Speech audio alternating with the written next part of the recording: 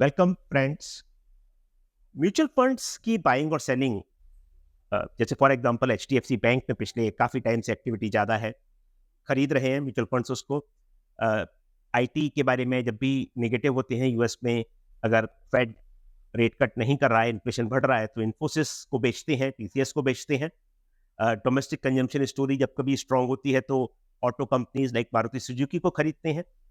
ये जो डिसीजन होते हैं म्यूचुअल फंड के खरीदने और बेचने के, ये बहुत इंटरेस्टिंग डेटा ऑफर करते हैं।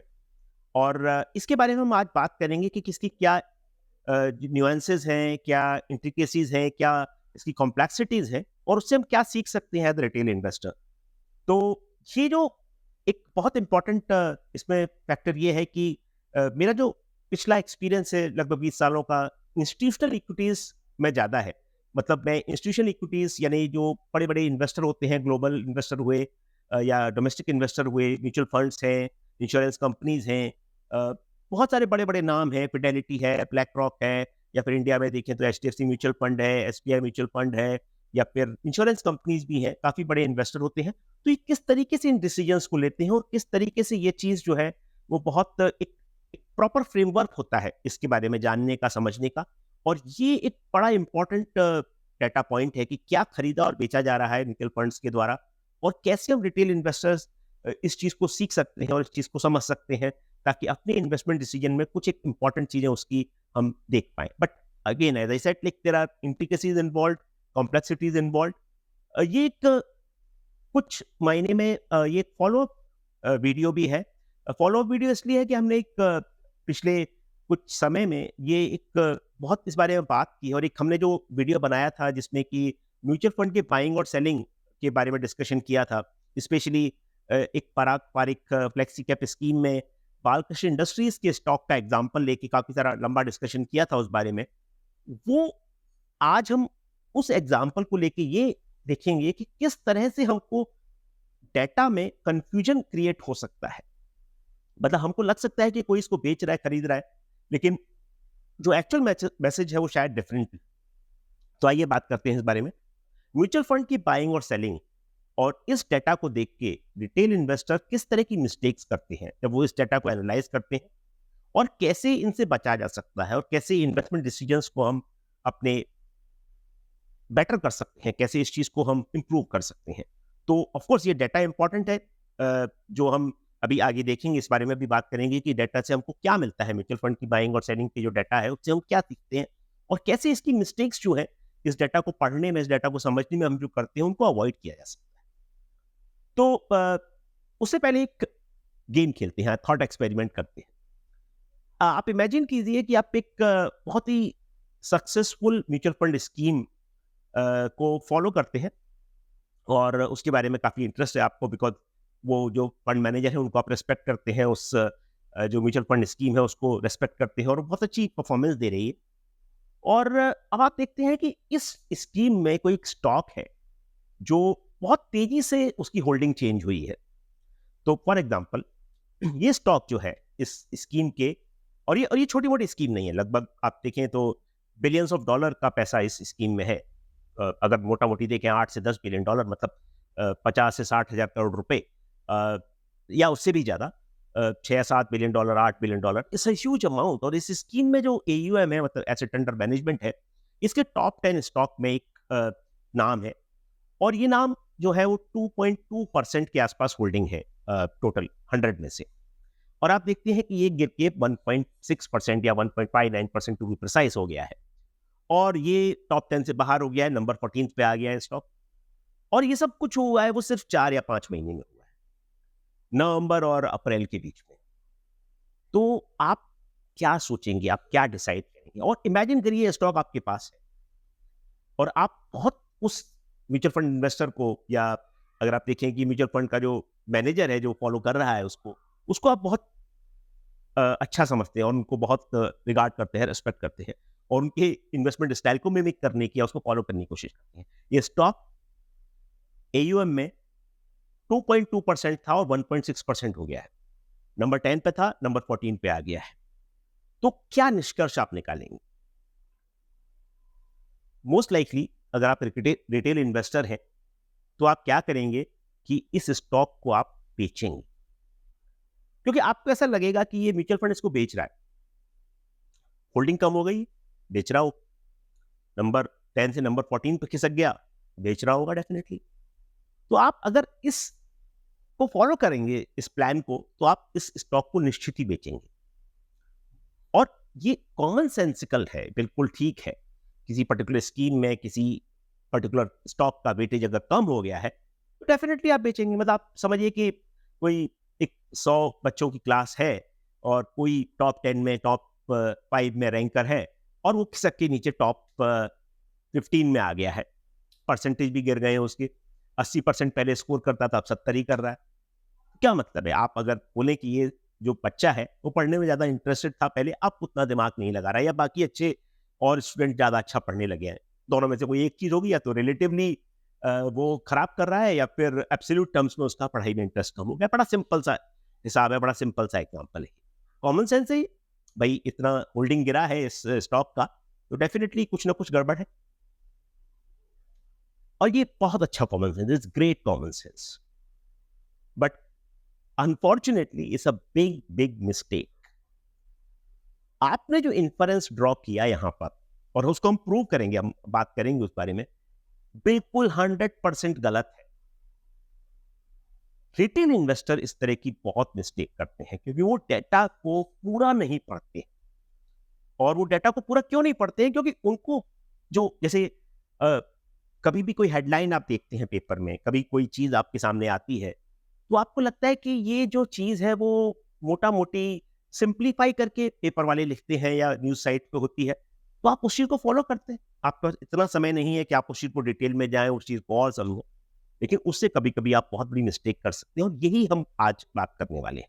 और ये क्यों जरूरी है? इसलिए जरूरी है कि जो हेडलाइन है, कभी कभी वो पूरी स्टोरी को कैप्चर नहीं कर पाते, और जो न्यूएंसेस हैं, जो जो कॉम्प्लेक्सिटीज हैं, और जो बहुत ही फाइनर पॉइंट है, वो कभी कभी मिस हो जाते हैं। अब देखिए कि पहले हम एक मोटा मोटी ये बात करें कि हम क्या करना चाह रहे हैं और हम क्यों करना चाह रहे हैं। तो देखिए, म्यूचुअल फंड की बाइंग और सेलिंग जो है वो एक बहुत इंपॉर्टेंट सिग्नल है। उससे बहुत interesting stock ideas retail investor को आ सकते हैं, लेकिन उनको बहुत इस पर केयरफुल रहने की जरूरत है जब वो उस इंफॉर्मेशन को एनालाइज कर रहे हैं।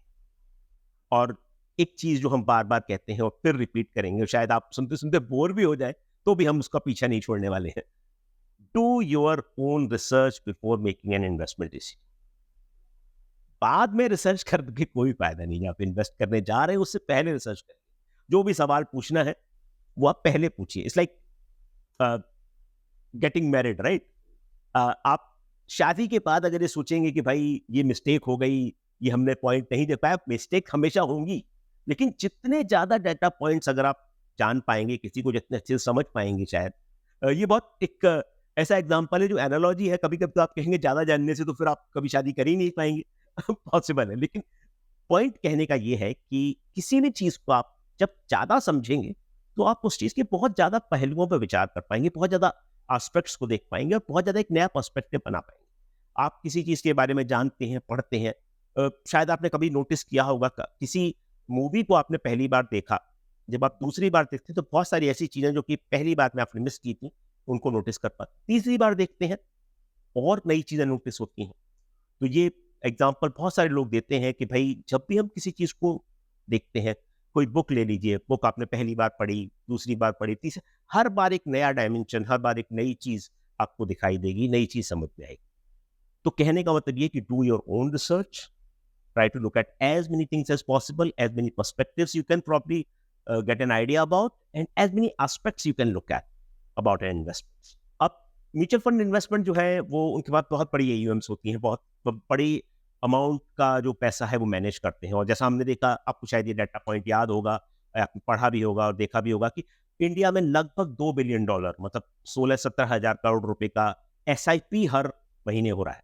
सिर्फ SIP, सिस्टमेटिक इन्वेस्टमेंट प्लान में हर महीने $2 बिलियन या 16-17 हजार करोड़ रुपया जा रहा है। और भी बहुत सारी स्कीम है, डायरेक्ट इन्वेस्टमेंट्स की हैं। तो जो इन्वेस्टमेंट है, बाहर का भी पैसा आ रहा है, तो टोटल बहुत सारी चीजें हो रही है जो कि इन्वेस्टमेंट को बढ़ा रही हैं। और अगर सिर्फ इंडिया की बात करें तो म्यूचुअल फंड्स जो है वो बहुत उनकी एयूएम्स काफ़ी ग्रो कर रही हैं, उनके पास बहुत बड़ा पैसा है मैनेज करने के लिए, और वो इन्वेस्ट करते हैं, उनकी एक इंस्टीट्यूशनल प्रोसेस होती है, फ्रेमवर्क होता है, और उनके जो बाइंग एंड सेलिंग डिसीजन होते हैं वो इंपॉर्टेंट इंडिकेटर होते हैं मार्केट के बारे में और स्टॉक्स के बारे में। तो ये जो खरीदते हैं उनकी एक थीसिस होती है क्यों खरीद रहे हैं, बेचते हैं थीसिस होती है क्यों बेच रहे हैं, और ये जो चीज़ है ये बहुत इंपॉर्टेंट सिग्नल है, ये हम कह रहे हैं कि म्यूचुअल फंड बाइंग और सेलिंग ये बहुत इंपॉर्टेंट सिग्नल है रिटेल इन्वेस्टर के लिए, उसको देखना चाहिए, इसे समझना चाहिए। अब इसके बावजूद भी ये एक और बड़ी डाइकोटमी है या फैलेसी कह सकते हैं, ये एक फैक्ट है कि जो एक्टिव फंड मैनेजर्स हैं वो अक्सर अंडर परफॉर्म करते हैं, मतलब वो इंडेक्स को बीट नहीं कर पाते। 75-80% नंबर, कुछ भी 70% हो सकता है, 80% हो सकता है किसी साल में, बट मोटा मोटी गारंटी है इस बात की कि आधे से ज्यादा 60%, 70%, 80% तक एक्टिव फंड मैनेजर्स, मतलब जो खुद बाइंग एंड सेलिंग के डिसीजन 24 घंटे में लेते हैं, 24 घंटे इसी बारे में सोचते हैं, यही काम करते हैं, यही उनका प्रोफेशन है, उसके बावजूद वो इंडेक्स को बीट नहीं कर पाते। और कंफ्लिक्टिंग सिग्नल भी आ सकता है भाई, कोई म्यूचुअल फंड हो सकता है बेच रहा हो, कोई खरीद रहा हो, ये चैलेंजेस है ना। रिटेल इन्वेस्टर अगर देख रहा है इस डाटा को, बोलेगा यार ये तो भाई, जब म्यूचुअल फंड मैनेजर जो है वो खुद अंडर परफॉर्म कर रहा है तो इससे अच्छा तो इंडेक्स में पैसा लगा दूं, ईटीएफ में, of course it's a great idea, but ये एक चैलेंज है रिटेल इन्वेस्टर के लिए कि वो कैसे किसी आदमी को फॉलो कर पाए, कैसे किसी मैनेजर को फॉलो कर पाए। कंफ्लिक्टिंग सिग्नल है, कभी कोई म्यूचुअल फंड बेच रहा है, कोई खरीद रहा है सेम स्टॉक को, तो क्या क्या हम निष्कर्ष निकालें, क्या हम आइडिया निकालें, क्या हम कंक्लूजन निकालें कि अच्छा है कि खराब है। अब किसी म्यूचुअल फंड ने खरीदा, मुझे गारंटी नहीं है कि वो आउट परफॉर्म ही करेगा या अच्छा ही करेगा, ये भी एक चैलेंज है। तो कुल मिला के ये है कि ये कुछ एक चैलेंजेस हैं जो हम यहाँ पे हाईलाइट कर रहे हैं। पहली बात ये कि active fund manager under perform करते हैं इंडेक्स को। दूसरी चीज ये कि कंफ्लिक्टिंग सिग्नल हो सकते हैं म्यूचुअल फंड के, कोई खरीद रहा हो, कोई बेच रहा हो, और जो बाइंग और सेलिंग है उससे आपके आने वाली स्टॉक प्राइस परफॉर्मेंस के बारे में कुछ खास कहा नहीं जा सकता। तो अब इतना सा प्रॉब्लम है तो भाई यूज कैसे करें, या दैट्स अ गुड क्वेश्चन। तो इसको यूज कैसे करें डाटा को एज अ रिटेल इन्वेस्टर। आपको ये तो पता नहीं है कि भाई आपके पास तो एक्सेस है नहीं कि आप म्यूचुअल फंड मैनेजर को या किसी सीआईओ को डायरेक्ट फोन करके पूछे अरे भाई क्यों बेच रहे हो या क्यों खरीद रहे हो, right? That's something which is a proprietary information. They can't even, technically speaking, they can't even disclose that to their family members, even friends. तो आप कैसे पता करेंगे, एक चैलेंज। और रीजंस अलग अलग हो सकते हैं भाई, जैसे आईटी कंपनी में कुछ भी गड़बड़ ना हो तो अगर यूएस कंपनीज या यूएस इंडस्ट्री के बारे में या यूएस इकोनॉमी के बारे में लोगों का नेगेटिव व्यू होगा, तो आईटी ने इन्फोसिस, टीसीएस, विप्रो, एक्सेल टेक सबके बारे में नेगेटिव व्यू हो जाएगा।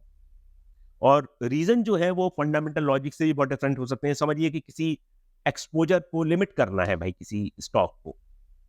इस एक्सपोजर को लिमिट करने का मतलब कि अगर हम ये डिसाइड करते हैं कि ये एयूएम हमारा 100 रुपए का है और हम 10 रुपए से ज्यादा को होल्डिंग इस स्टॉक में नहीं रखेंगे, हमने स्टॉक खरीदा नहीं लेकिन स्टॉक की प्राइस बढ़ गई और बाकी सबकी उतनी नहीं बढ़ी, तो क्या हुआ, उसका 10% से वेटेज ज्यादा हो जाएगा। It's obvious, right?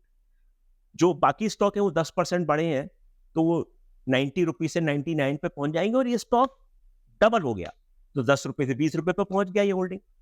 तो 20 divided by how much, 20 divide by, नीचे डिनोमिनेटर में क्या आएगा, 20 प्लस 99, जो पहले 10 था प्लस 90 और नीचे आ रहा है 100, वैसे अब क्या आ रहा है, ऊपर 20 आ रहा है और नीचे आ रहा है 99 प्लस 20, तो 20 अपॉन अराउंड 120 16-17%, ब्रीच हो गया वो लिमिट 10%। बेचना पड़ेगा म्यूचुअल फंड मैनेजर को क्योंकि वो इतना होल्ड नहीं कर सकते, किसी एक स्टॉक में इतना एक्सपोजर नहीं ले सकते। कुछ फंडामेंटली उन्हें कोई प्रॉब्लम नहीं है लेकिन फिर भी उन्हें बेचना पड़ेगा। तो ये सब चीजें आपको नहीं पता चलेंगी एज रिटेल इन्वेस्टर कि क्या कारण है, क्यों खरीदा जा रहा है, क्यों बेचा जा रहा है।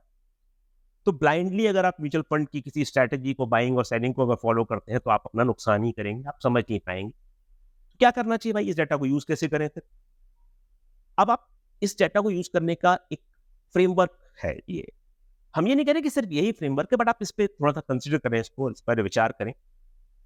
Look at unusual choices.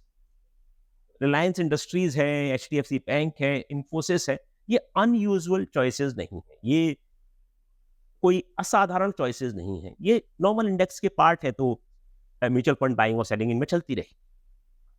कुछ 2 या 3 स्टॉक जो यूनिक आपको नजर आए उनको पकड़िए अपनी रिसर्च करिए उस पे और फिर देखिए कि वो क्या हो रहा है उसमें, मतलब तुरंत डिसीजन लेने की जरूरत नहीं है। एक महीने के महीने वो डाटा जब आएगा म्यूचुअल फंड बाइंग और सेलिंग का, तो आप उसको एनालाइज करिए कि भाई क्या हो रहा है, तब आप इन्वेस्ट करिए उसमें। क्या क्या समझे हम इस बात से कि पहली बात, आप जो अनयूजुअल चॉइसेस हैं, अनयूजुअल नेम्स हैं जो म्यूचुअल फंड बाइंग और सेलिंग में, उनको थोड़ा फोकस ज्यादा करें। तो या 3 नाम पकड़िए, 2 या 3 नामों को कंसिडर करिए और उनके बारे में थोड़ा डीप में जाइए, उनके बारे में थोड़ा रिसर्च करिए। और उसके बाद जो स्टॉक में जो म्यूचुअल फंड डिसीजन ले रहे हैं, खरीद रहे हैं, बेच रहे हैं, उस चीज़ को फॉलो करिए और फिर कुछ समय के बाद आप अपना डिसाइड करिए, समझिए कि भाई क्या हो रहा है और आप क्या करना चाहते हैं। एक सबसे बड़ी चीज़ जो मैं दोबारा हाईलाइट करूंगा यहाँ पर कि ज़रूरी नहीं है आप उसको खरीदें, ज़रूरी नहीं है आप उसको बेचें, बट आप समझेंगे वो एक्सपीरियंस फिर भी आपके लिए काम आएगा आगे कभी डिसीजंस में। हमेशा आप ये मत सोचें कि भाई मैंने तो 3 दिन लगा दिए इस स्टॉक को समझने में।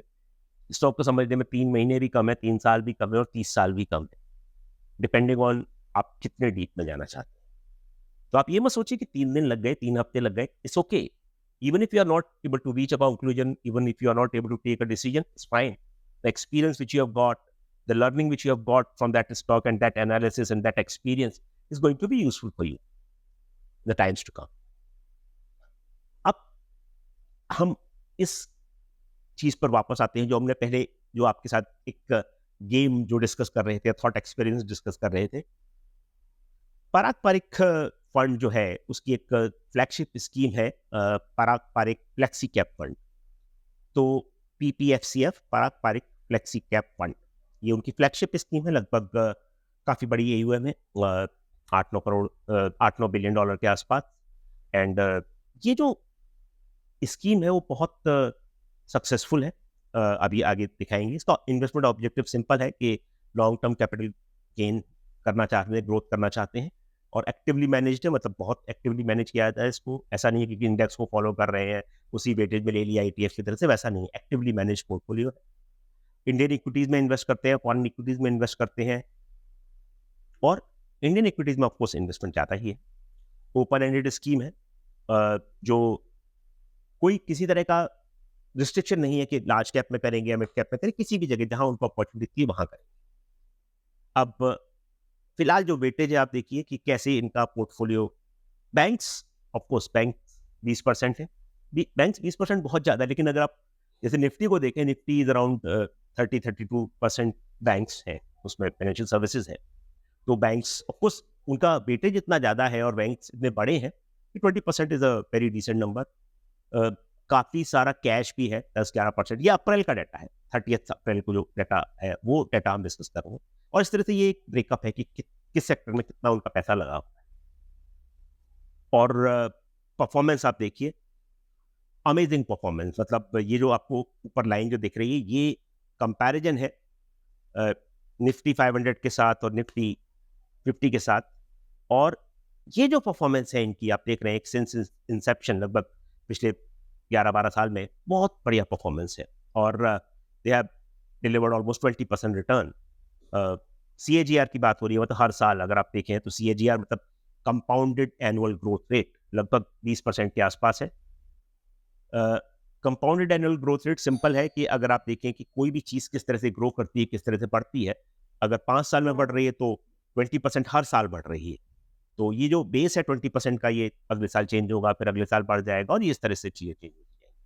अब क्या होगा इसमें, जब कभी भी हम कोई भी चीज देखते हैं तो सीएजीआर आप देख रहे हैं यहाँ पर, जो पारंपरिक फ्लेक्सी कैप फंड की है वो लगभग 20% है, और compare to Nifty 500 16%, Nifty 50 14%, they have done phenomenally well. और ये 5-6% का डिफरेंस जो आपको दिख रहा है एक साल में बहुत ज्यादा मैटर नहीं करेगा, बट आप ग्राफ देखिए कितना ऊपर चला गया 10-12 साल में। हर साल अगर 12 साल तक या 11 साल तक वो स्कीम 5-6% का एक्सेस रिटर्न अगर डिलीवर कर रही है, तो बहुत बड़ा डिफरेंस क्रिएट हो जाएगा, क्योंकि वो डिफरेंस हर साल क्रिएट हो रहा है और एडअप होते जा रहा है, एडअप होते जा रहा है। इमेजिन करिए कि 15% और 20% की ग्रोथ, अगले साल के लिए बेस कितना होगा, 1.15 अगर 15% ग्रोथ है, और दूसरे के लिए 20% ग्रोथ है तो 1.2, और उस पर फिर 15% 1.15 के बेस पर और 20% 1.2 के बेस पर। आप इमेजिन करिए 5-6% का डिफरेंस कितना बड़ा डिफरेंस क्रिएट करेगा, और यही हो रहा है यहाँ।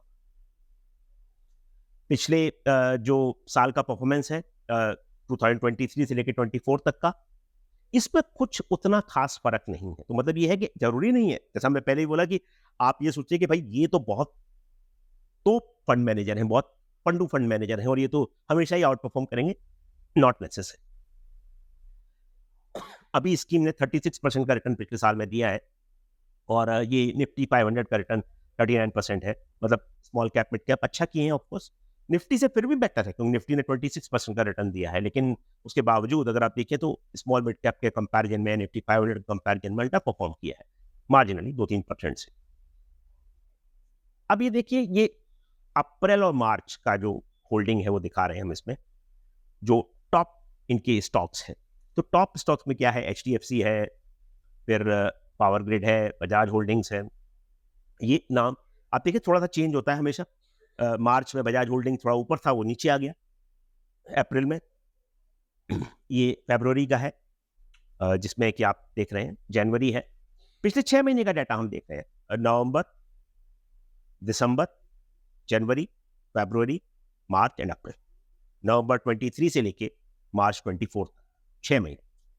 और इस डेटा में आपको नवंबर 23 में आप देखिए नंबर 10 पर आपको एक स्टॉक दिखेगा नीचे, बालकृष्ण इंडस्ट्रीज 2.23%। ये टायर बनाने वाली कंपनी है और नवंबर 2023 में इनका होल्डिंग इस पे लगभग 2.23% था। This company was in the top 10 stocks for them. और ये कंपनी, अब आप आगे देखिए, बालकृष्ण इंडस्ट्रीज आपको दिसंबर में नजर नहीं आ रहा है, फिर आप देखिए जनवरी में नजर नहीं आ रहा है, फिर आप देखिए फरवरी में नजर नहीं आ रहा है, फिर आप देखिए मार्च में नजर नहीं आ रहा है, अप्रैल में नजर नहीं आ रहा है, टॉप 10 से आउट हो गया है, सिर्फ नवंबर में था।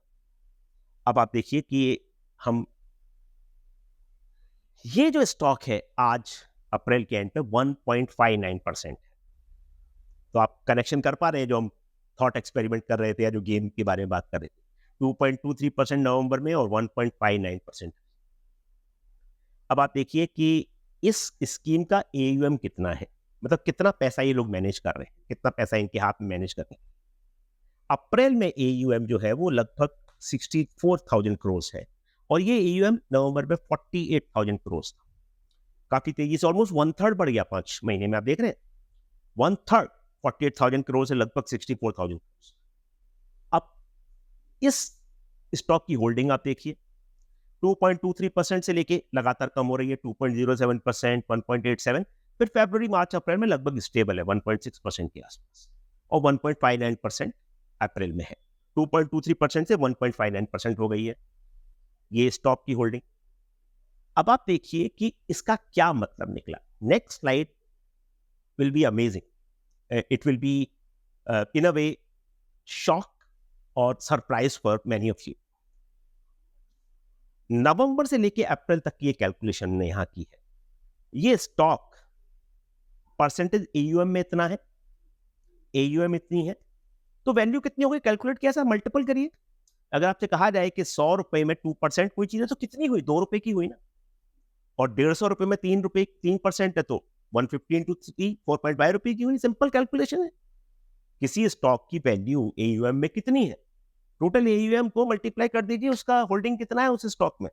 2.23% था नवंबर में और होल्डिंग 2.23% के साथ एयूएम जो कि 48,000 करोड़ के आसपास है, उसको मल्टीप्लाई किया तो वैल्यू आ गई 1076 करोड़, फिर 1076 करोड़ इस तरह से। और ये जो यहाँ पर आप देखिए कम हो गई, 936 करोड़ हो गई फरवरी में, थोड़ा सा बढ़ गई अप्रैल में। स्टॉक प्राइस कितना है हर महीने के एंड में, नवंबर से लेकर अप्रैल तक, नवंबर, दिसंबर, जनवरी, फरवरी, मार्च, अप्रैल, स्टॉक प्राइस हमने लगा दिया है। नंबर ऑफ शेयर कितने हुए आप कैलकुलेट कर सकते हैं, राइट। वैल्यू कितनी है भाई, स्टॉक में कितना पैसा लगा, 1000 करोड़ के आसपास। स्टॉक प्राइस कितनी थी, उस नंबर को जो वैल्यू है स्टॉक प्राइस से डिवाइड कर दीजिए। सिंपल है, न्यूमरेटर में स्टॉक का जो वैल्यू है, उसकी जो होल्डिंग की वैल्यू है 1000 करोड़ के आसपास, वहां उसको डालिए और डिनोमिनेटर में स्टॉक की प्राइस डालिए, नंबर ऑफ शेयर आ जाएंगे। नंबर ऑफ शेयर अरे बराबर है लगभग, कोई चेंज ही नहीं है उसमें, कोई चेंज नहीं है नंबर ऑफ स्टॉक्स में। 4.2 बिलियन के आसपास, 4.2 मिलियन के आसपास, लगभग 4.2 मिलियन, लगभग 43 लाख के आसपास शेयर। 4.2 मिलियन शेयर ये नंबर लगभग बराबर है पिछले 6 महीने में, और होल्डिंग गिर के 2.2% से 1.6% हो गई। क्या समझते हैं इससे? कुछ भी नहीं किया फंड ने, बिल्कुल भी नहीं बेचा। थोड़ा बहुत माइनर जो डिफरेंस है वो कैलकुलेशन की वजह से हो सकता है, बिल्कुल पॉसिबल है। थोड़ा बहुत 2-4-5 हज़ार शेयर बेचे हो, खरीदे हो, वो भी हो सकता है। लेकिन अदरवाइज कोई चेंज नहीं है। जो चेंज आया क्यों आया? स्टॉक प्राइस फ्लक्चुएट हुई, उतना नहीं बढ़ी जितना कि बाकी जगह स्टॉक्स बढ़े उनके। 48,000 करोड़ से 64,000 करोड़ का एएम हुआ ना, और ये स्टॉक उतना नहीं किया, ये स्टॉक उतना नहीं बढ़ा। तो होल्डिंग अपने आप कम हो गई, बेचा नहीं उन्होंने। इन्फरेंस हम क्या ड्रॉ कर रहे हैं? जब 2.2% से 1.6% होल्डिंग हो गई है, तो हम इन्फरेंस ये ड्रॉ कर रहे हैं, नतीजा ये निकाल रहे हैं, कंक्लूजन ये निकाल रहे हैं कि भाई इन्होंने तो बेचा होगा। बेचा हरगिज नहीं है, बिल्कुल नहीं बेचा। अब इससे क्या मतलब निकला? इन्होंने पीपीएफएस ने इस स्कीम में बालकृष्ण इंडस्ट्रीज को बिल्कुल नहीं बेचा है, और होल्डिंग परसेंटेज आपने देखा ना, 4.2 मिलियन के आसपास है, 42 लाख के आसपास शेयर है, वो बराबर है। कैलकुलेशन आपको दिखाया ना कि होल्डिंग कितनी है, एयूएम कितनी है, तो वैल्यू कितना हो गया, स्टॉक का प्राइस कितना है, परसेंटेज में आपको वो नंबर दिखा, और आपने नंबर ऑफ शेयर्स कैलकुलेट कर लिया, सिंपल। हमको बहुत केयरफुल रहने की जरूरत है जब भी हम कोई डाटा एनालाइज करें। यही मैं आपको कह रहा था इन द बिगिनिंग कि हम हेडलाइन डाटा देख के ये कंक्लूजन नहीं निकाल सकते कि भाई ये खरीदा या बेचा।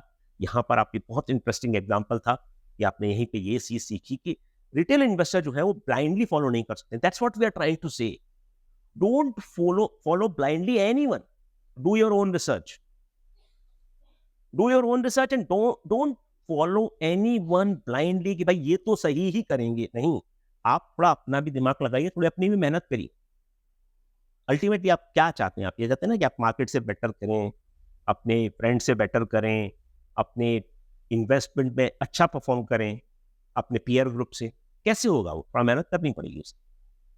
तो यही चीज है कि हमने यहाँ पर एग्जाम्पल देखा बालकृष्ण इंडस्ट्रीज का, पीपीएफएस ने कुछ भी नहीं किया यहाँ पर। They have not sold anything. But still, you saw that the fluctuation was because of the price movement, which didn't happen that much in the case of Balkrishna Industries as compared to other stocks which they might be holding. अब ये stock price देख रहे हैं, flat line है लगभग, थोड़ा सा गिरा ही है यहाँ पे, वो गिरने की वजह से होल्डिंग कम हो गई। तो आप ये पिछले साल का जो ग्राफ देख रहे हैं, इसमें आप देख रहे हैं ना कि 2003 के एंड के बाद से थोड़ा सा गिरा है ये 2-3 महीना में, उसका थोड़ा फिर पिकअप कर लिया, तो फिर वो वैल्यू बढ़ गई। लेकिन जब तक एयूएम काफी बढ़ चुका था तो परसेंटेज में गिर गया। सिंपल, आप चार्ट देखकर फैसला कर सकते हैं कि क्या हुआ है यहाँ पर। वेरी तो आप ये दोनों चीजों को आपने मिक्स किया, कोरिलेट किया कि भाई स्टॉक प्राइस क्या बता रहा है और एयूएम में क्या हो रहा है, you can figure out what happened here. आज भी स्टॉक ये काफी महंगा है in terms of peer comparison. लगभग पी जो है वो 35 के आसपास है, बाकी टायर कंपनीज इतनी महंगी नहीं है। आपको कई बार ऐसा लगेगा कि भाई एमआरएफ तो 1 लाख रुपए से ऊपर का स्टॉक है, लेकिन पीए के टर्म्स में उतना महंगा नहीं है, बिकॉज नंबर ऑफ शेयर्स वहां पे कम है, तो ईपीएस काफी ज्यादा होता है उस वजह से। तो पी में अभी बालकृष्ण इंडस्ट्रीज फिर भी काफी महंगा है। फिर आप इस पूरे निष्कर्ष, इस पूरे डिस्कशन का जो कंक्लूजन है वो ये है कि फर्स्ट इंप्रेशन जो है कभी भी जरूरी नहीं हमेशा सही हो। और ये फर्स्ट इंप्रेशन हमारा क्या था बालकृष्ण इंडस्ट्रीज का कि इसमें तो जरूर कुछ सेलिंग हुई है भाई। 2.2% से 1.6% पे आ गया, टॉप 10 से 14 नंबर पे आ गया, जरूर कुछ जबरदस्त सेलिंग हुई होगी। इंफॉर्मेशन को रिलायबल सोर्सेज से लीजिए, हियर से या अनऑफिशियल या जो रूमर टाइप की चीजें उन पे यकीन कम करिए। उसके बावजूद इतना सब करने के बाद भी आपको अपना काम खुद करना पड़ेगा। Always go deep and do your own research. And most successful investor if you want to become one, and of course you are watching this video, which means that you are interested in becoming one. You want to become successful investor, and they have to have patience, they have to have an expertise in playing the waiting game. Stock जो होता है वो जरूरी नहीं है कि आपकी चाहत के हिसाब से और आपके एक्सपेक्टेशन के हिसाब से चले, और उसके बाद वो थोड़ा टाइम भी ले सकता है। तो इसलिए आप अपने अगर थीसिस पे स्ट्रांग हैं या आप अपने फंडामेंटल्स में कोई चेंज नहीं देख रहे हैं, तो आप पेशेंस रखिए, वही आपके काम आने। Once again, thank you so much for watching. And we want to repeat that this is no investment advice, and this is not something which we are recommending to you either for buying or selling. Please do your own research, and everything which we say is for the educational and informational purposes. And these examples which we discuss are for that purpose. Thank you very much once again. We'll meet you very soon on a very interesting topic. Thank you.